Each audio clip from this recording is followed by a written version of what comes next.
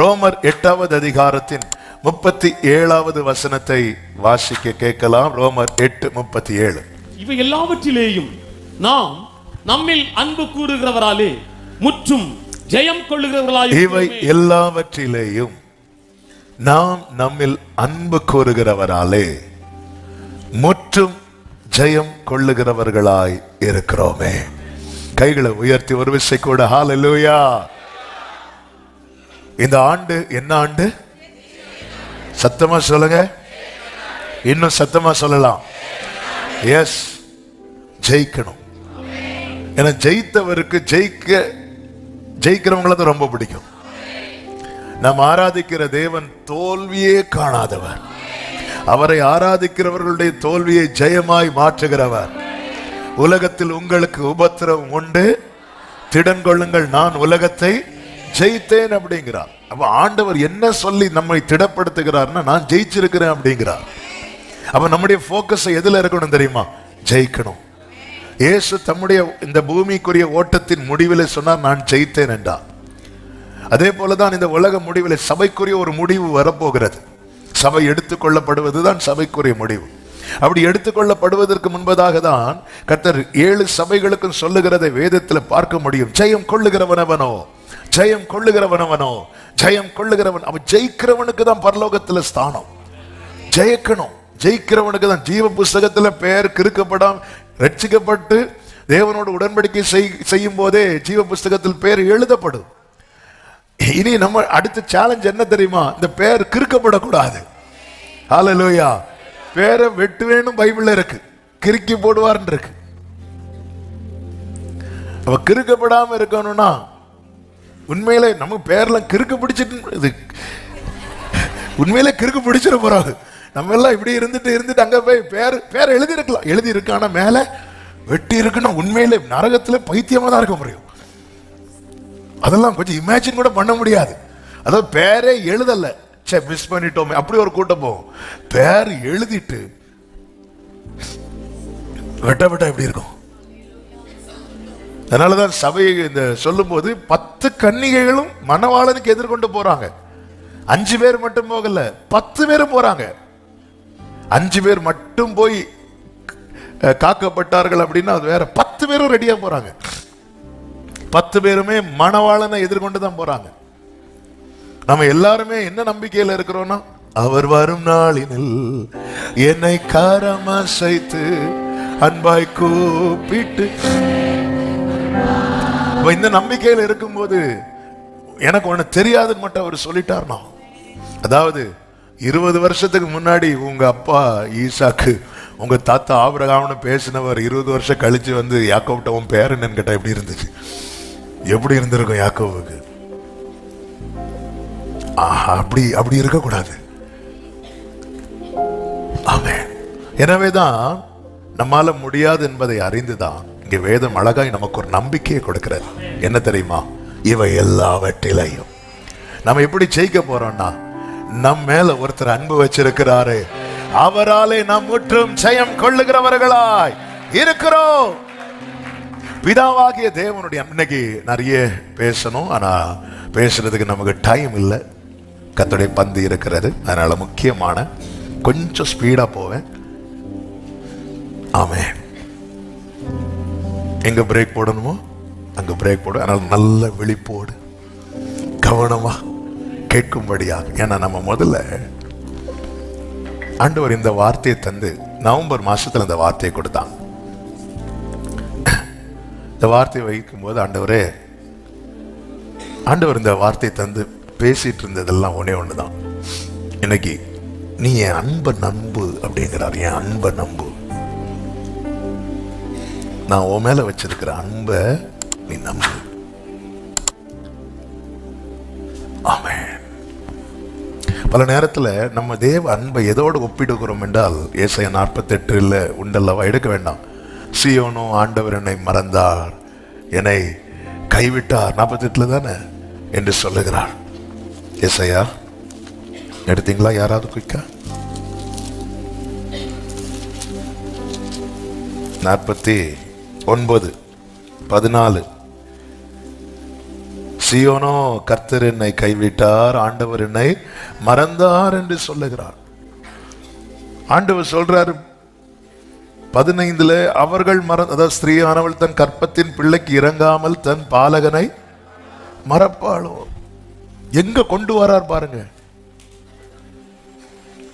ஸ்திரீயானவள் எப்படி கொண்டு வர தன் நான் ஆண்டவர் என்ன சொல்ற, நான் ஊட்டி வளர்த்த பிள்ளை நீ அப்படிங்கிறார். இங்க அப்படிதானே கொண்டு வர, நான் ஊட்டி வளர்த்த பிள்ளை நீ. அப்படி ஸ்திரீ மறப்பாள். அப்படி அவர்கள் மறந்தாலும் நான் உன்னை மறக்க மாட்டேன் சொல்லிட்டு என் உள்ளங்கையில உன்னை வரைந்திருக்கிறேன். அவருக்கு தெரியும் என்ன வரைஞ்சாங்க ஆணி அடிக்கப்படும் தெரியும், ஆனாலும் வரைஞ்சு வைக்கிறார். உன் மதில்கள் எப்போதும் எனக்கு முன்னாக இருக்கிறது,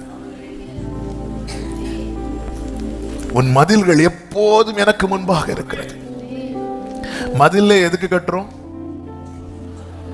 அப்ப தேவனுடைய மைண்ட் ஃபுல்லா எப்படி இருக்கு தெரியுமா? என் பிள்ளை எப்படியாவது காக்கப்படணும். மீட்கப்பட்டவர்கள் அவர் முதல்ல மீட்கப்படுறதுக்காக ரிஸ்க் எடுக்கிறார், அப்புறமா காக்கப்படுவதற்காக. சும்மா மீட்டவர்கள், அதனாலதான் மேக ஸ்தம்பத்திலும் அக்கினி ஸ்தம்பத்திலும் நடத்தினார். காக்கப்படணும். மீட்கப்பட்டவர்கள் அப்படி விடல. நீ மீட்கப்பட்டாச்சு, நீ எப்படி வாழ்ந்து வந்தாலும் உனக்கு பரலோகம் அப்படி போக முடியாது. மீட்கப்பட்டவர்கள் காக்கப்படணும். அதனாலதான் உன் மதில்கள் எனக்கு தெரியும், எங்க ஓட்டை இருக்கு, எங்க இடிஞ்சிருக்கு. இந்த மதிலெல்லாம் சத்துரு ஈஸியா இடிச்சிருவான், இந்த சைடு மதிலே இல்ல, இதெல்லாம் ஆண்டவருக்கு தெரியும். அதனாலதான் எப்பவுமே என் முன் இருக்கிறது எனக்கு தெரியும் உன் பாதுகாப்பு. அதனாலதான் சகரியா 9வது அதிகாரத்துல கர்த்தருக்கு மகிமை உண்டாவதாக, சகரியாவின் புஸ்தகம் 9வது அதிகாரம் அதனுடைய 8வது வசனத்திலே சொல்லப்பட்டிருக்கிறது, புறப்படும் போதும் திரும்பி வரும்போதும் ஆலயம் காக்கப்படும்படிக்கு சுற்றிலும் பாளையம் போடுவேன். இனி ஒடுக்குகிறவன் அவர்களிடத்தில் கடந்து வருவதில்லை, அதை என் கண்களினாலே பார்த்து கொண்டிருக்கிறேன். காக்கப்படும்படிக்கு ஒடுக்குறவன் உள்ள வந்துடக்கூடாது. எனவேதான் ஆபிரகாம் கிட்ட கர்த்தர் என்ன சொல்லுவா தெரியுமா? நீ எனக்கு முன்னாக நடந்து கொடு, என் பார்வையிலே இருந்து, என் பார்வையில இருந்தா நீ காக்கப்படுவ. பிரியமான கர்த்தருடைய பிள்ளைகளை, கர்த்தருக்கு மகிமை உண்டாவதாக. நம்மிடத்துல தேவன் வைத்த அன்பு வேதம் முழுவதும் ஆதியாகமம் முதல் வெளிப்படுத்தின விசேஷம் வரைக்கும் தேவனுடைய அன்பை பார்க்க முடியும். நியாயப்பிரமாணம் முழுவதையும் ஒத்த வாக்கியத்துக்குள்ள ஆவியானவர் எழுதி வைத்தார், அதுதான் லவ். ஆமென். அன்பு இன்னதென்று அறிந்தவனுக்கு தான் நியாயப்பிரமாணம் எதற்கு கொடுக்கப்பட்டது இன்னதென்பதை அறிய முடியும். இங்கே பிதாவாகிய தேவனுடைய அன்பு அவர் என்ன செய்கிறார் என்றால், கொஞ்சம் நல்ல கவனிங்க. 8:39 சொல்லப்பட்டிருக்கிறது. ரோமர் 8:39, உயர்வானாலும் தாழ்வானாலும் வேறு எந்த சிருஷ்டியானாலும் நம்முடைய கர்த்தராகிய இயேசு கிறிஸ்துவில் உள்ள தேவனுடைய அன்பு. அப்போ இயேசு கிறிஸ்துவுக்குள்ள என்ன இருக்கு? யாருடைய அன்பு? பிதாவாகிய தேவன் தம்முடைய மொத்த அன்பையும் யாருக்குள்ள வச்சிருக்கிறார்? இந்த வேர்டை நீங்க உள் வாங்கணும். அதனாலதான் நான் உங்களை சொல்றேன். பிதாவாகிய தேவன் தம்முடைய மொத்த அன்பையும் யாருக்குள்ள வச்சிருக்கிறார்? இப்போ பரலோக தேவனுடைய முழு அன்பு யாருக்குள்ள இருக்கிறது? இயேசுக்குள்ள. இனி அப்படியே 32வது வசனத்தை பார்த்தீங்கன்னா, தம்முடைய சொந்த குமாரன் என்றும் பாராமல் நம் எல்லாருக்காகவும் அவரை ஒப்பு கொடுத்தார். பிதாவாகிய தேவன் தம்முடைய மொத்த அன்பையும் தம்முடைய குமாரனாகிய இயேசுவுக்குள்ள வைத்து அந்த இயேசுவை நம் எல்லாருக்காகவும் ஒப்பு கொடுத்தார். என்ன நான் சொல்வேன், இயேசுவின் அன்பை ருசித்தேன் தினமும்.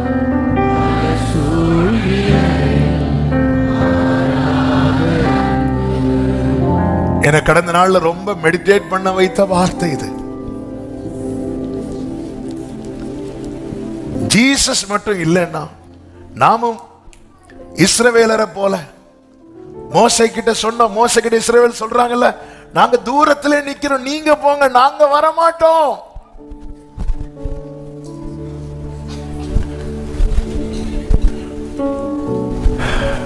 முழு அன்பு, மொத்த அன்பையும்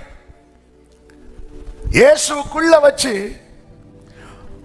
அவர் அப்படி தூக்கி நமக்கு கொடுக்கிறார். அதனாலதான் இயேசுவை சொந்தமாக கொண்ட ஜனம் இந்த பூமியில நான் பாக்கியம் உள்ளவன்.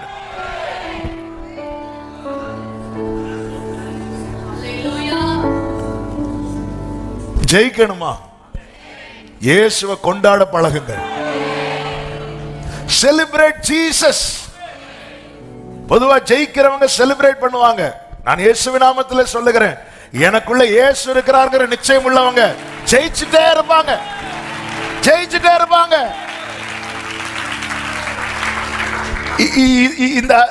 இது இது எப்படி வர்ணிக்கன்னு தெரியல.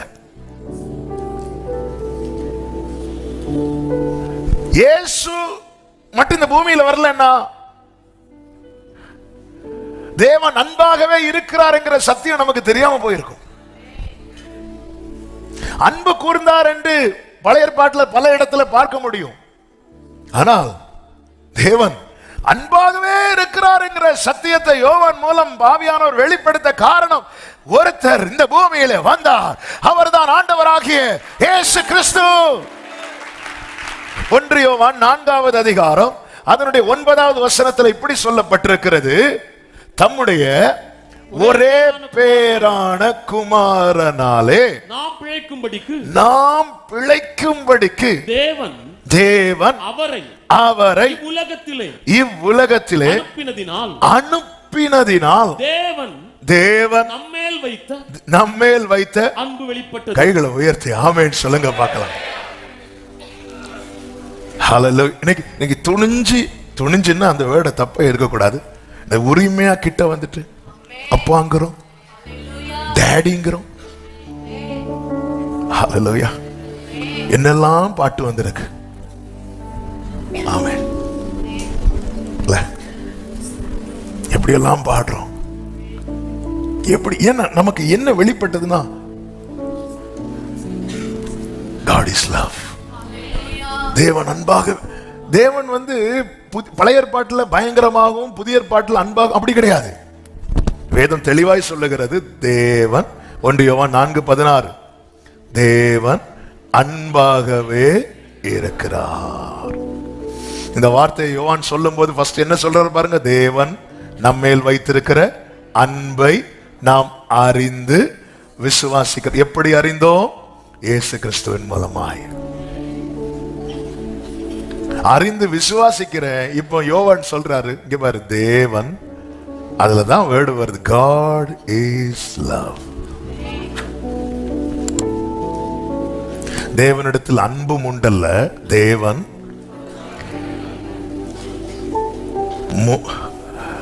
எத்தனை தீர்க்கதரிசிகள் வந்தார்கள். பழைய ஏற்பாட்டில் எவ்வளவோ தேவனால் பயன்படுத்தப்பட்ட மோசே முதல் சகரியா வரைக்கும் எத்தனை தீர்க்கதரிசிகள், ராஜாக்கள், எல்லாரும் கர்த்தருடைய அன்பை டேஸ்ட் பண்ணாங்க. பட் ஆண்டவருடைய அன்பை காட்ட தவறிட்டாங்க, காட்ட முடியல. எல்லாரும் தேவன் அன்பாகவே இருக்கிறார் என்கிற அந்த சத்தியத்தை வெளிப்படுத்த முடியல, யாருக்கும் முடியல. தாவீது மட்டும் கொஞ்சம் கொஞ்சம் நெருங்கி வந்தார், ஆனாலும் முடியல. ஆனா இயேசு வந்ததுக்கு அப்புறம் 12 வருட பெரும்பாடுள்ள ஸ்திரீ நெருங்கி வரா. பாவி என்று அழைக்கப்பட்டவ பாதத்துல முத்தமிடுகிறான். பாளையத்துக்கு புறம்பாய் இருக்க வேண்டிய குஷ்டரோகி பாதத்தை பிடிக்கிறான். ஊரே பாவி என்று சொல்லி அழைத்த சகையு இயேசு அழைச்சிட்டு வீட்டுக்கு போறான். ஆயக்காரர்களும் பாவிகளும் அவரை சுற்றி பந்தியில இருக்கிறாங்க. தம்முடைய ஒரே பேரான குமாரனாலே நாம் பிழைக்கும்படிக்கு தேவன் அவரை இவ்வுலகத்தில் அனுப்பினதினால் மனுக்குலத்தை தேவன் அழிப்பதற்காக உருவாக்கவில்லை, அவரோடு இருப்பதற்காகவே உருவாக்கினார். எனவேதான் பூமியிலே சும்மா விடாம ஏதேனும் தோட்டத்தை உண்டாக்கி அதிலே மனிதனை வைத்தார். அன்பு சபையே, இயேசுவால மட்டும்தான் வாழ்வு. தம்முடைய ஒரே பேரான குமாரனாலே நாம் பிழைக்கும்படியாக. நீங்க அந்த இயேசுவை பார்க்க வேண்டிய பிரகாரம் பார்த்து அவரை பற்றி கொள்ள வேண்டிய பிரகாரம் பற்றி கொள்வீர்களே, ஆனால் மட்டுமே உங்க வாழ்க்கையில ஜெயத்தை சுதந்திரிக்க முடியும். நியூ இயர் செர்மன் எத்தனை பேருக்கு ஞாபகம் இருக்கும் தெரியல. 3 பாயிண்ட் ஞாபகம் இருக்கா? அன்பிலே இணைந்து கொள்ளுங்கள், ஆவியிலே இணைந்து கொள்ளுங்கள், பாடுகளிலே எல்லாத்திலும் இயேசுவோடு இணைந்திருக்க பழகணும். யோவான் 6வது அதிகாரம் 27வது வசனத்திலே ஆண்டவர் இப்படி சொல்லுகிறார், அழிந்து போகிற போஜனத்திற்காக அல்ல, நித்திய ஜீவன் வரைக்கும் நிலை நிற்கிற போஜனத்திற்காகவே கிரியையை நடப்பியுங்கள், அதை மனுஷ குமாரன் உங்களுக்கு கொடுப்பார். அவரை பிதாவாகிய தேவன் முத்திரித்திருக்கிறார். God the Father had set his seal on him, seal of approval. அவ குமாரன் யாருக்கு பிழைக்கும்படியான போஜனத்தை கொடுக்கிறாரோ அவன் நித்திய ஜீவன் வரைக்கும் நிலை நிற்பானாம். நமக்கு தெரியும், பழைய பாட்டிலே மன்னாவை எல்லாரும் புசித்தார்கள், ஆனால் மன்னாவை புசித்தவர்களும் அழிந்து போனார்கள்.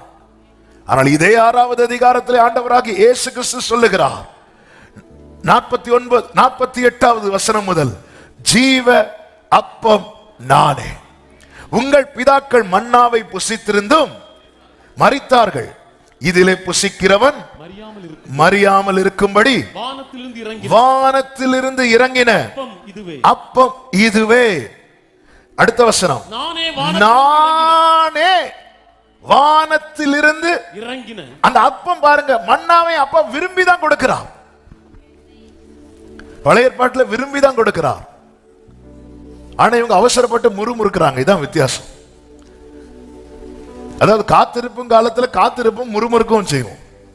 கிடைச்சதுக்கு அப்புறம் நான் இத்தனை நாள் காத்திருந்தேன், கத்தர் எனக்கு தந்தார் ஆண்டவர். இப்போ சாட்சி சொல்லு, நீ நேத்து என்ன சொன்ன, முந்தானத்து என்ன சொன்ன? ஹல்லேலூயா. வானத்திலிருந்து இந்த வேர்ட மனசுல வச்சுக்கோங்க. இயேசுவை பிதாவாகிய தேவன் அனுப்புறதுக்கு முன்னாடி தம்முடைய மொத்த அன்பையும் குமாரன் மேல வச்சு, சிலுவையிலே இயேசு நமக்காக மரித்தது பரலோக தேவனுடைய அன்பின் வெளிப்பாடு. எனவேதான் யோவான் சொல்லுகிறான், அந்த மார்பில் சாய்ந்திருந்தவன் சொல்லுகிறான், அவருடைய அன்பை அறிந்து நாங்கள் விசுவாசிக்கிறோம் அப்படின்னு. என்னுடைய ஜெபம் எல்லாம் ஒன்றே ஒன்றுதான் இந்த ஆண்டுல எப்பவுமே அதான். ஆனா இந்த ஆண்டு இன்னும் அதிகமா, ஆண்டவரே, எப்படி யோனத்தான் தாவீது அந்த உயிருக்கு உயிரா நேசித்தாங்களோ அப்படி சபை உங்களை நேசிக்கணும்பா. ஜெயிக்கிறதுக்கு இதை விட்டா வேற வழியே கிடையாது. இயர் ஆஃப் விக்டரின் போர்டு போட்டெல்லாம் ஜெயிக்க முடியாது. நாம் நம்மில் அன்பு கூறுகிறவராலே, வானத்திலிருந்து இறங்கின ஜீவப்பம் நானே, இந்த அப்பத்தை புசிக்கிறவன் என்றென்றைக்கும் பிழைப்பான். நான் கொடுக்கும் அப்பம் உலகத்தின் ஜீவனுக்காக நான் கொடுக்கும் என் மாம்சமே என்றார். 53வது வசனம், நீங்கள் மனுஷகுமாரனுடைய மாம்சத்தை புசியாமலும் அவருடைய இரத்தத்தை பானம் பண்ணாமலும் இருந்தால் உங்களுக்குள்ளே ஜீவன் இல்லை என்று மெய்யாகவே உங்களுக்கு சொல்லுகிறேன். இன்னைக்கு கர்த்தருடைய பந்தி இருக்கிறது. அப்போ இதுல நாம் பங்கெடுக்கும் போது, நாம் இதை உட்கொள்ளும் போது நாம் எதில் நிலைத்திருக்கிறோம் தெரியுமா? ஜீவனில் நிலைத்திருக்கிறோம். நான் கொடுக்கும் போஜனம் நித்திய ஜீவன் வரைக்கும் நிலைத்திருக்கிறதுமா இருக்கிறது. நம்மை ஜீவனுக்கு நேராய் நடத்துகிறது. எனவேதான் இயேசுவை சொந்தமாக்கி கொண்டவர்கள் நல்ல புரிந்து கொள்ளுங்கள், இந்த பூமியிலே மனுக்குலம் பிழைப்பதற்காக. காரணம், பாவம் செய்கிற ஆத்துமா சாகும். எப்பொழுது ஆதி மனிதன் பாவம் செய்தானோ அப்பொழுது மரணம் பிறந்தது. வேதம் சொல்லுகிறது, பரிகரிக்கப்படும் கடைசி சத்துரு மரணம். இயேசு அந்த மரணத்தை ஜெயிச்சிட்டார், ஜெயித்து உயிர் தெழுந்தார். இப்போ அவரை ஏற்றுக்கொண்டு அவரில் ஒருவன் நிலைத்திருக்கும் போது அவன் நித்திய ஜீவன் வரைக்கும் அவனுடைய ஓட்டம் தொடருகிறது. அதன் அர்த்தம் என்ன? இங்கே அவனுடைய ஓட்டம் முடிந்தாலும் அவன் ஜீவனுள்ள தேசத்திலே கர்த்தருடைய வெளிச்சத்திலே நடப்பான். அங்கே மரணம் இல்லை, அங்கே மரணம் இல்லை. எனவே தேவ பிள்ளைகளை, கர்த்தருடைய பந்தியில் எடுக்கிறவர்களுக்கு நான் சொல்லுகிறேன், ஏதோ கம்யூனியன் வந்தோம், எடுத்தோம், ஒரு துண்டு எடுத்து போட்டோம், அப்படி இல்லை. ஆமென். அவருடைய மாம்சம் கர்த்தர் கொடுக்கிறார். ஆண்டவர் சொல்லுகிறார் 53ல, நீங்கள் மனுஷர் குமாரனுடைய மாம்சத்தை புசியாமலும் அவருடைய இரத்தத்தை பானம் பண்ணாமலும் இருந்தால் உங்களுக்குள்ளே ஜீவன் இல்லை. அநேகர் இது சரி, அடுத்த மாசம் பார்த்துக்கலாம், ஏங்க பந்தியில் இருக்கல, டைம் ஆயிட்டு, இன்னைக்கு ஏண்டவர் என்ன விட்டுட்டு போயிட்டீங்க, டைம் ஆயிட்டு.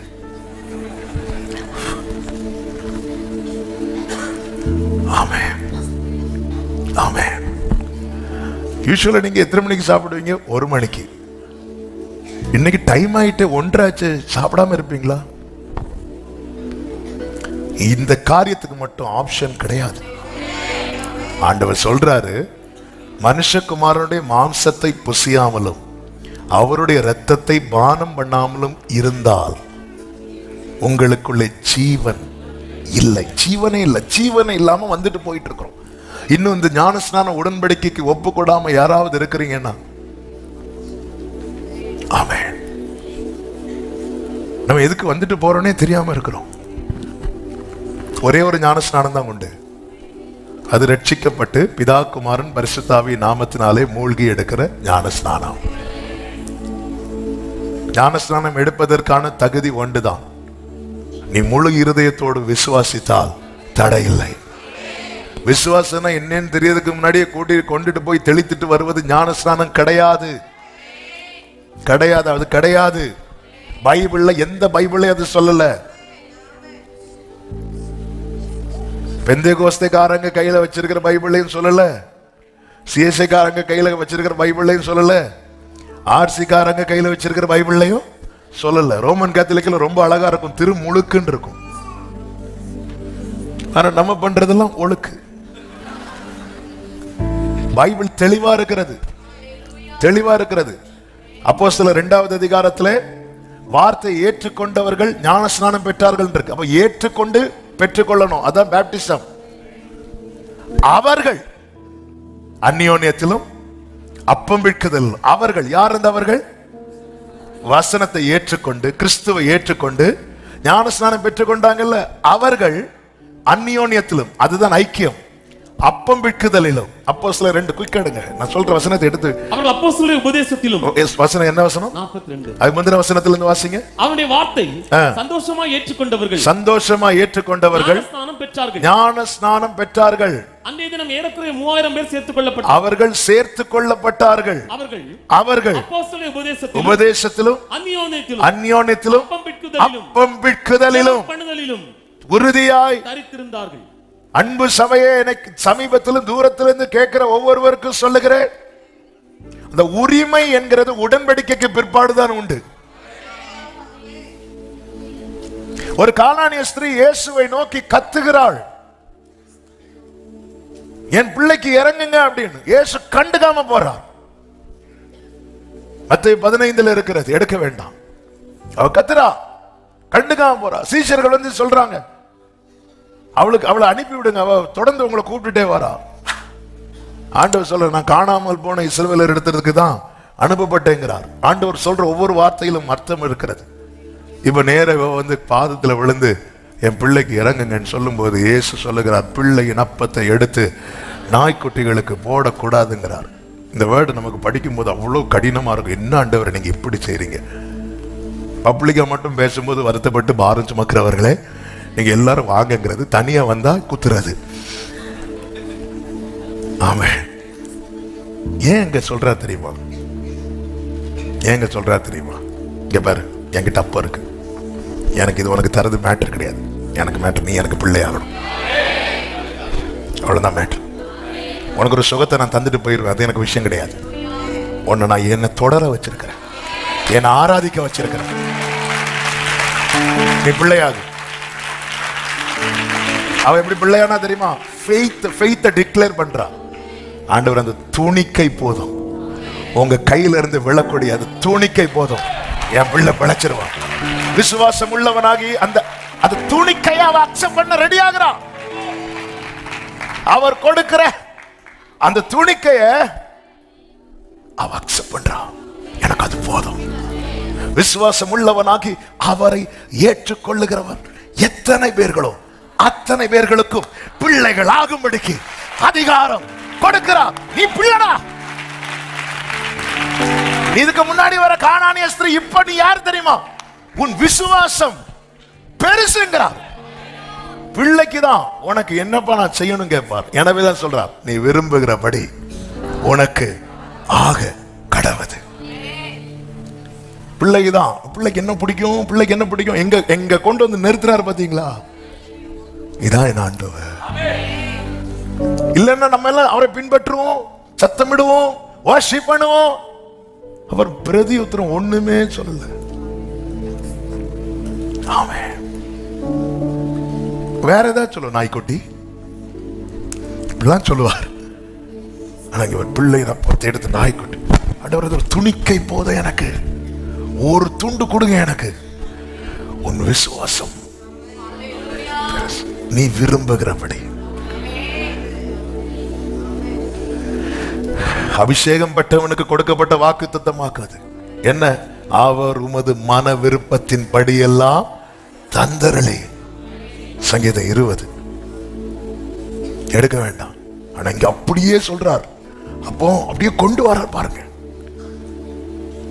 இன்னும் தாமதிக்காதீர்கள், ஆவியானவர் சபைகளுக்கு சொல்லுகிறதை காதுள்ளவன் கேட்க கடவுள். எல்லாரும் பிழைக்கும்படியாக இந்த பூமியிலே கொடுக்கப்பட்டவர் தான் என் ஆண்டவராக இயேசு கிறிஸ்து. மோசே கிறிஸ்து வெளிப்படுவதை குறித்து சொல்லும் போது என்ன சொல்லுவார் அப்படின்னா, உபாகமம் 18:15 வாசியுங்கள். உபாகமம் 18வது அதிகாரம் 15வது வசனத்துல, உன் தேவனாகிய கர்த்தர் என்னை போல ஒரு தீர்க்கதரிசி. இந்த வேர்டை கவனிக்கணும். இஸ்ரவேலருக்கு இரட்சகனாக அனுப்பப்பட்டவன் மோசே.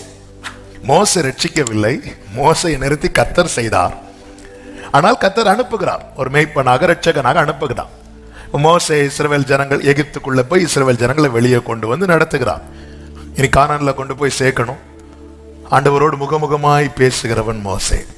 அந்த மோசே ஜனங்கள்கிட்ட சொல்லுகிறார், என்னை போல ஒரு தீர்க்கதரிசியை உனக்காக உன் நடுவே உன் சகோதரரிலிருந்து எழும்ப பண்ணுவார். அப்ப மோசே கிறிஸ்துவ வெளிப்படுவதை குறித்து எப்படி வெளிப்படுத்துறாருன்னா, உனக்காக தான் வெளிப்படுவார். உனக்காக என்ன? யாருக்காக?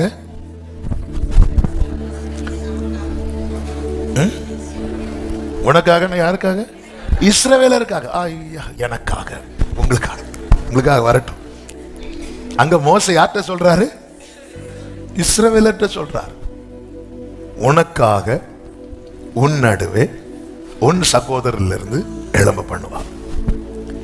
இப்ப ஏசாயாவை கொண்டு பேசுகிறார். பேசும்போது எசாயா 49வது அதிகாரம் அதனுடைய 6வது வசனத்துல, யாக்கோபின் கோத்திரங்களை எழுப்பவும் இஸ்ரவேலில் காக்கப்பட்டவர்களை திருப்பவும் நீர் எனக்கு தாசனா இருப்பது அற்ப காரியமா இருக்கிறது. அதாவது இந்த ஃபர்ஸ்ட் ஆஃப் மோசே சொன்னது யாக்கோவுக்காக, இஸ்ரவேலுக்காக. தேவன் ஏசாயாவை கொண்டு சொல்றாரு, அது மட்டும் கிடையாது, இவ்வளோ பெரிய தேவன் இந்த பூமியில வந்தது ஒரு சின்ன கூட்டத்துக்காக. அப்பா சொல்றார், இது எனக்கு அற்ப காரியமா இருக்கிறது. எனவே நீர் பூமியின் கடைசி பரியந்தம் என்னுடைய ரட்சிப்பா இருக்கும்படி உம்மை இஸ்ரவேலருக்கென்றல்ல ஜாதிகளுக்கு ஒளியாக.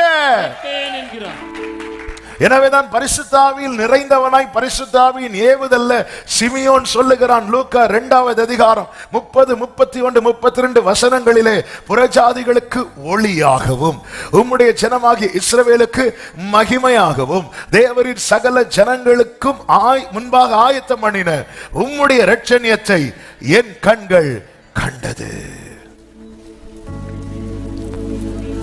அவராலே,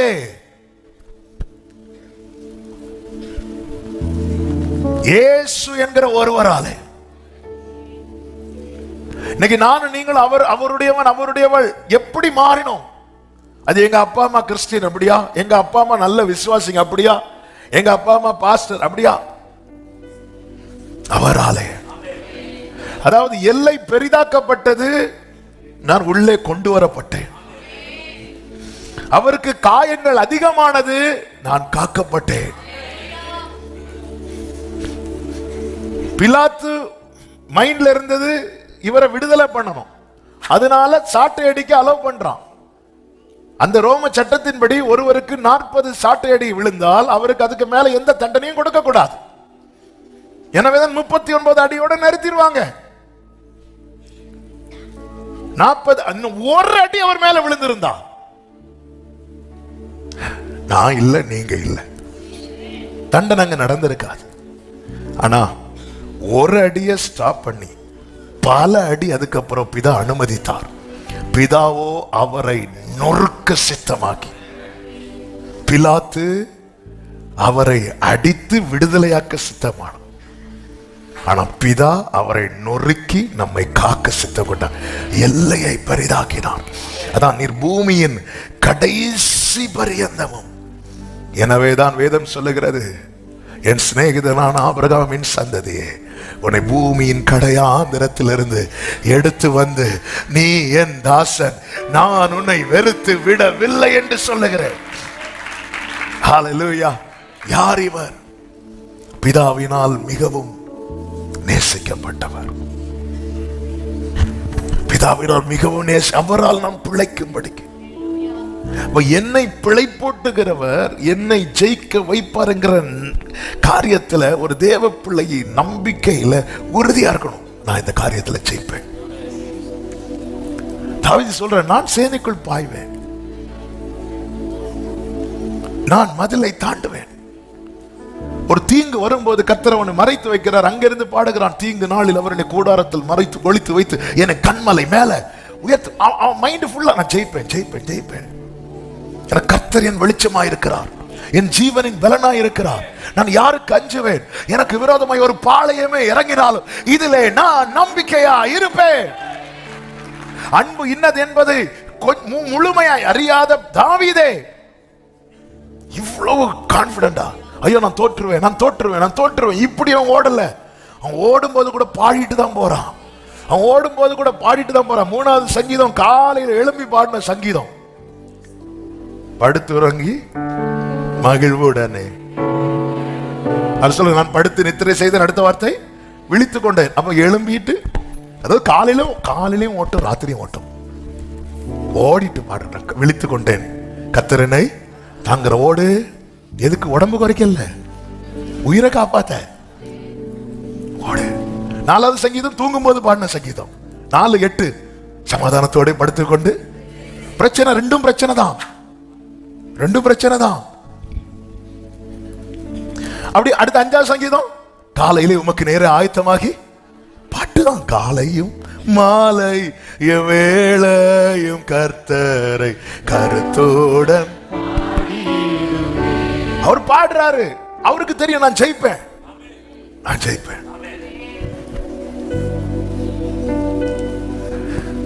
யோனத்தான் தாவீது அவ்வளவு நேசித்து யோனத்தான் போய் தாவீதின் கையை திடப்படுத்தி சொல்றார், நீங்க தான் இப்படி ராஜாவாக போறீங்க, அப்படி இருக்கும்போது என் குடும்பத்தை நினைச்சுக்கோங்கிறார். லவ்ல நம்ம கனெக்ட் ஆயிட்டோம்னா நம்ம ஜெயிப்போங்கிற நம்பிக்கை நமக்கு வந்துடும்.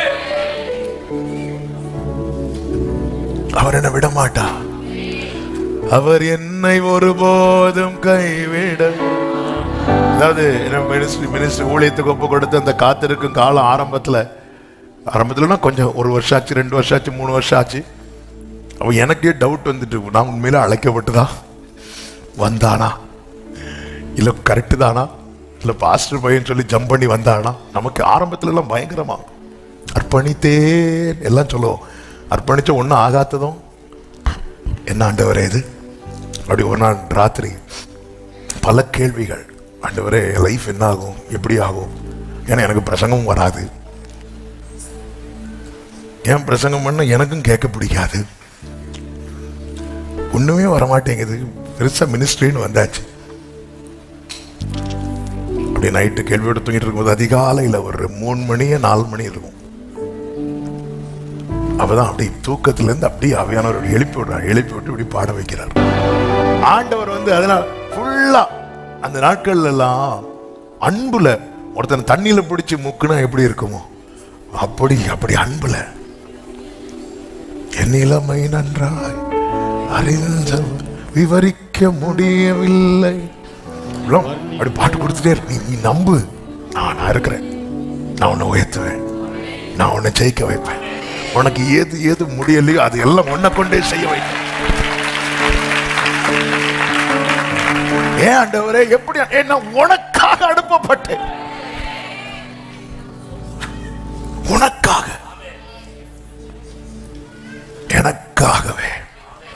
என் பிதா வேற யாருக்குள்ள வச்சிருந்தாலும் அந்த அன்பு பாதியா தான் எனக்கு கிடைச்சிருக்கும். இயேசுக்குள்ள வச்சதுனாலதான் அந்த அன்பு முழுமையா எனக்கு கிடைத்தது. நேரம் போது இன்னொரு 1/2 hour வேணும், 10 நிமிஷத்துல முடிக்கணும். யோசேப்பு எகிப்துக்கு போனதை வைத்து நான் கம்பேர் பண்ணி ஒரு 5 காரியத்தை குயிக்கா சொல்லிட்டு என் நேற்று மைண்டுக்குள்ள அதுவும் ஓடிட்டு இருந்து நான் ஜெபிக்க விரும்புறேன். யோசேப்பு ஸ்டோரி நமக்கு எல்லாருக்குமே தெரியும். யோசேப்பு யாக்கோபால ரொம்ப நேசிக்கப்பட்டவன், மிகவும் நேசிக்கப்பட்டவன். நம் ஆண்டவராகிய இயேசு கிறிஸ்துவை குறித்து பிதா சொல்லுகிறார், இவர் என்னுடைய நேசகுமாரன், இவரில் நான் பிரியமாயிருக்கிறேன். ஆனா யோசேப்பு லைஃப்ல நடந்ததெல்லாம் நமக்கு பார்க்கும்போது பரிதாபமா இருக்கும். இயேசுவின் பிறப்பு பார்க்கும்போது நமக்கு வேதனையா இருக்கும். ஆனா இயேசுவின் பிறப்பு அந்த குடியில வச்சு நிறைய பேர் வாழ்ந்துட்டு இருக்கிறாங்க. யோசேப்பு இப்படி ஆயிட்ட. பைபிள் தெளிவாய் கிளியரான பிக்சர் நமக்கு கொடுக்கிறது. சங்கீதம் 105:17 அவர்களுக்கு முன்னாலே ஒரு புருஷனை அனுப்பினார் அப்படின்னு இருக்கு. அந்த புருஷன் யாரு? யோசேப்பு. யார் அனுப்புறா? கர்த்தர் அனுப்புறார். அப்ப யோசேப்பு யார் அப்படின்னா அனுப்பப்பட்டவன். அப்படியேதான் யோவான் 3:17 வாசியுங்கள். யோவான் 3:17 உலகத்தை ஆக்கினைக்குள்ளாக தீர்க்கும்படி தேவன் தம்முடைய குமாரனை உலகத்தில் அனுப்பாமல் அவராலே உலகம் ரட்சிக்கப்படுவதற்காகவே கைகளை உயர்த்தி ஹalleluya. 1 யோவான் 4:14 சொல்லப்பட்டிருக்கிறது, பிதாவானவர் குமாரனை உலக இரட்சகராக அனுப்பினார் என்று நாங்கள் கண்டு சாட்சியிடுகிறோம். ரட்சிப்பதற்காக, பிழைப்பதற்காக, தப்பு வைக்கப்படுவதற்காக. யோசேப்பின் சகோதரர்களுக்கு யோசேப்பு தன்னை யார் என்று வெளிப்படுத்தும் போது யோசேப்பு தன் சகோதரர்களுக்கு சொல்லும் ஒரு வார்த்தை உண்டு. ஆதியாகமம் 45:5 என்னை இவ்விடத்திற்கு வரும்படி விட்டு போட்டதினால் நீங்கள் சஞ்சலப்பட வேண்டாம், அது உங்களுக்கு விசனமாகவும் இருக்க வேண்டாம், ஜீவரட்சணை செய்யும்படிக்கு தேவன் என்னை உங்களுக்கு முன்னே அனுப்பினார். நான் ஏன் இதை கம்பேர் பண்ணி சொல்றேன்னா நம்ம உள்ள ஏறணுங்கிறதுக்காக. இயேசு இங்கெல்லாம் சகோதரர்கள் விசனப்படுறாங்க, சே உமக்கு இப்படி பண்ணிட்டோமே. இப்படிதான் எருசலேம் ஸ்திரீகள் அழுதுட்டு இருப்பாங்க. இயேசு இப்படி கஷ்டப்பட்டு சிலுவையை சுமந்து இவங்க அழுதுட்டு இருக்கிறத பார்த்தோன்னா நிமிந்து பாரு, எனக்காக அழாத, உங்களுக்காக. இது இது இது பிதாவின் சித்தம். எனக்காக அனுப்பப்பட்டார் ஜீவரட்சணை செய்யும்படி, நாம் பிழைக்கும்படிக்கு. இயேசு மட்டும் வரலன்னா நம்ம லைஃப்ல இந்த சத்தம் தான் இருக்கணும், அவர் மட்டும் இல்லைன்னா. கிதியோனுக்கு அப்படிதான், நீங்க மட்டும் இருந்திருந்தா இது நடந்திருக்குமா அப்படி கேளுங்க. மரியாள் மாத்தல தான், நீங்க இருந்திருந்தா இது நடந்திருக்காது. ஆமென். நீங்க இருந்திருந்தா அந்த பிளேஸ்ல வேற யாரையும் வைக்க கூடாது. அந்த பிளேஸ்ல வேற யாரையும் வைக்க கூடாது. நீங்க மட்டும் இருந்திருந்தா அந்த இடத்துல ஒருத்தர் மட்டும்தான் இருக்கணும். அவர் நாம் பிழைக்கும்படி நமக்காய் அனுப்பப்பட்ட நம் ஆண்டவராகிய இயேசு கிறிஸ்து. இரண்டாவதாக இங்கே யோசேப்பை குறித்து அதே வசனம் 105:17 சொல்லப்பட்டிருக்கிறது. யோசேப்பு சிறையாக விற்கப்பட்டான். அதன் அர்த்தம் என்ன? அடிமையாய் கொண்டு போகப்பட்டான். நம் ஆண்டவராகிய இயேசு கிறிஸ்துவை குறித்து வேதம் சொல்லுகிறது பிலிப்பியர் 2:7 அவர் அடிமையின் ரூபம் எடுத்தார். அடிமையின் ரூபம் எடுத்து மனுஷர் சாயலானார். அது என்ன அடிமை? மனுஷர் சாயல் அடிமையின் ரூபம் சொல்ல காரணம் என்ன? தேவன் மனிதனை அடிமையா இருக்க படைக்கவில்லை, ஆண்டு கொள்ளும்படி படைத்தார். ஆனால் எப்பொழுது மனிதன் பாவம் செய்தானோ அவன் தேவ மகிமை அற்றவனானான். எப்பொழுது மனிதன் தேவ மகிமை அற்றவனானானோ அப்பொழுது அவன் பாவத்திற்கு அடிமையாயிட்டான். இயேசு கிறிஸ்து எப்படி வந்திருக்கணும் தெரியுமா? ஏதேனிலே தேவன் மனிதனை படைத்த போது மனிதன் எப்படி மகிமை சூழ்ந்தவனா இருந்திருந்தானோ அப்படி வந்திருக்கணும். அவர் அப்படி வரல. நம்ம எப்படி பிறந்து வந்தோமோ அப்படி அவர் பிறக்கும் போது, ஒரு குழந்தை பிறக்கும் போது எப்படி இருக்குமோ அப்படிதான் வந்தார். அதனாலதான் அவரை துணியில சுத்தி வச்சாங்க. மகிமை சூழ்ந்திருந்த ஆதாம் ஏவாளுக்கு என்ன தேவைப்படல? வஸ்திரம் தேவைப்படல. குழந்தை பிறந்ததும் ஏன் துணியில சுத்தி வைக்கிறாங்கன்னா குழந்தை நிர்வாணத்தை மூட. அவர் அடிமையின் ரூபம் எடுத்தார், ரெடி ஆகிறார். மனிதன் பாவம் செய்து எல்லாவற்றையும் இழந்தான். இவர் என்ன ஒரு பாவம் செய்யல. பிதா அனுப்ப சித்தானதும் இவர் ரெடி ஆயிட்டார். என்ன அன்பு! மகிமை சூழ்ந்திருக்கிறவர் இப்ப ஒரு துணியை சுத்தி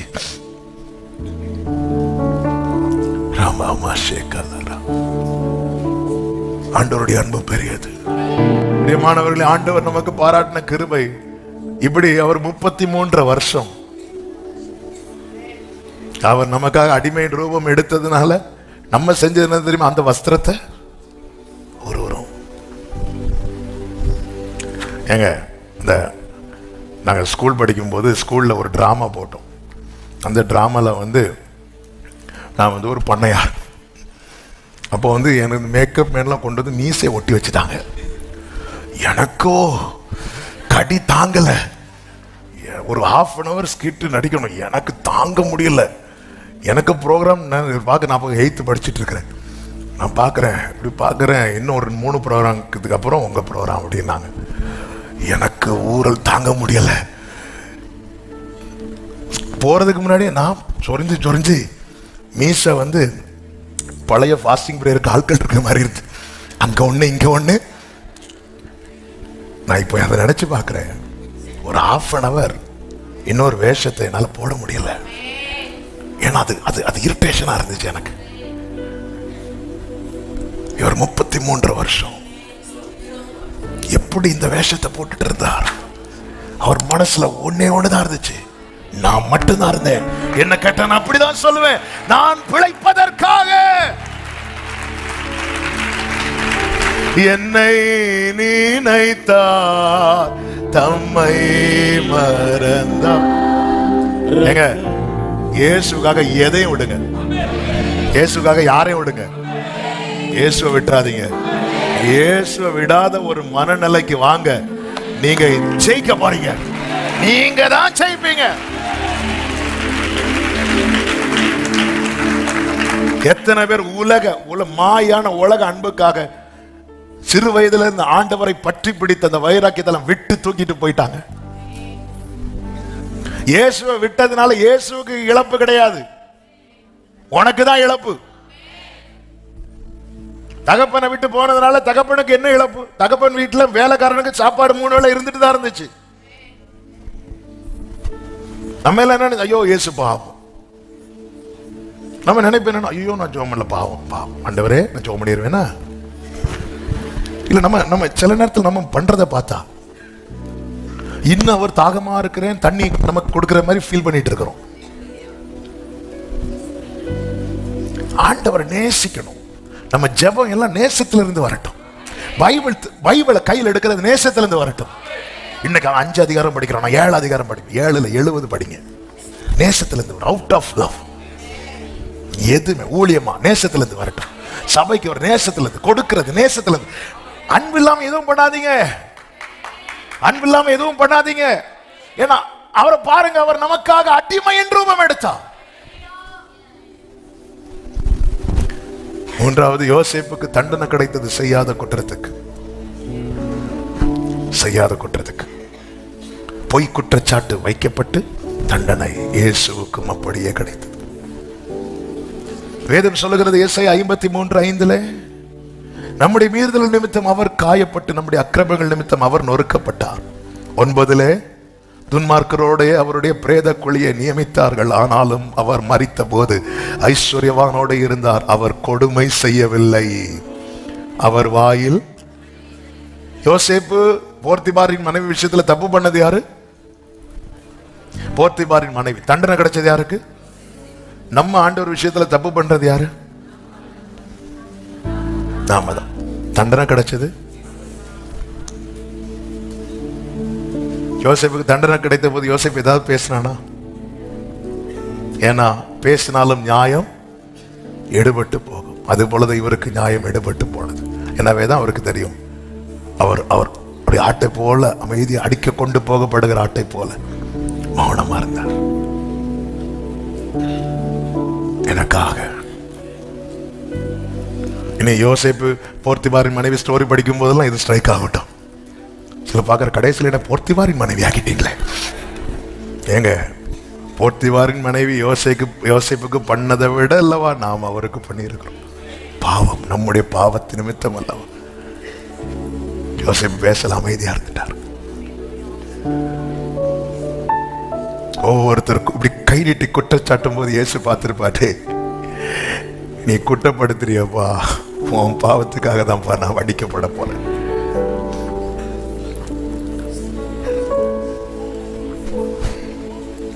நாலாவதாக, யோசேப்பு ஒரு நாள் சிறையிலிருந்து வெளியே வந்தான். எப்படி வந்தான் தெரியுமா? அதிகாரம் உடையவனாய் வந்தான்.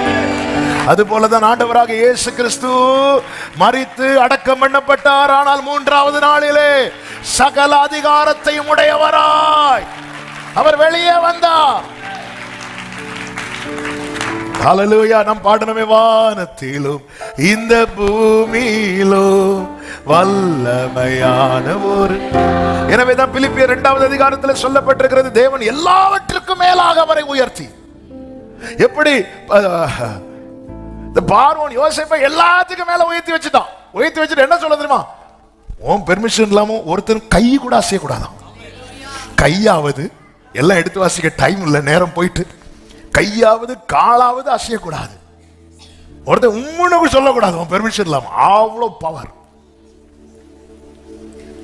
இது ஒரு குறிப்பிட்ட ஒரு எகிப்து நாட்டுக்கு. ஆனால் பிதாவாகிய தேவன் குமாரனாகிய கிறிஸ்துவை சர்வ பூமிக்கும்.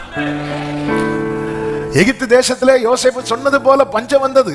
பஞ்சம் வந்ததும் எல்லாரும் யார்கிட்ட போய் முறையிட்டாங்கன்னா பார்வோன்ட்ட போய் புலம்புனாங்க.